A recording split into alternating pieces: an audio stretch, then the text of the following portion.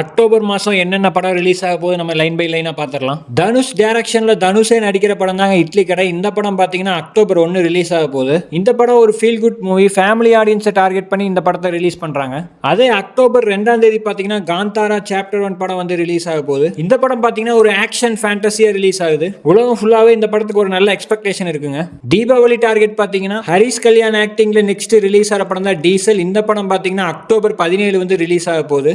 மாரி செல்வராஜ் டைரக்ஷன்ல துருவிக்ரம் நடிக்கிற படம் தான் பைசன். இந்த படமே பாத்தீங்கன்னா அக்டோபர் 17 தான் ரிலீஸ் ஆக போகுது. பிரதீப் ரங்கநாதன் ஆக்டிங்ல நெக்ஸ்ட் ரிலீஸ் ஆன படம் தான் டியூடுங்க. இந்த படமே பாத்தீங்கன்னா அக்டோபர் 17 தான் ரிலீஸ் ஆக போகுது. இந்த படங்கள் எல்லாமே பாத்தீங்கன்னா அபிஷியலா அவங்களே ரிலீஸ் டேட் சொன்னது. நெக்ஸ்ட் பாத்தீங்கன்னா விஷ்ணு விஷால் ஆக்டிங்ல ரிலீஸ் ஆகிற படம் தான் ஆரியன். இந்த படம் பாத்தீங்கன்னா அக்டோபர் 31 ரிலீஸ் ஆக போகுது. ரியோ ராஜ் ஆக்டிங்ல நெக்ஸ்ட் ரிலீஸ் ஆகிற படம் தான் ஆண் பாவம் பொல்லாதது. இந்த படமே பாத்தீங்கன்னா அக்டோபர் 31 தான் ரிலீஸ் ஆக போகுது. இது வரைக்கும் இந்த படங்கள் மட்டும் தான் அபிஷியலா அனௌன்ஸ் பண்ணிருக்காங்க. வெயிட் பண்ணி பார்க்கலாம் இன்னும் என்னென்ன படம் வரப்போகுதுன்னு.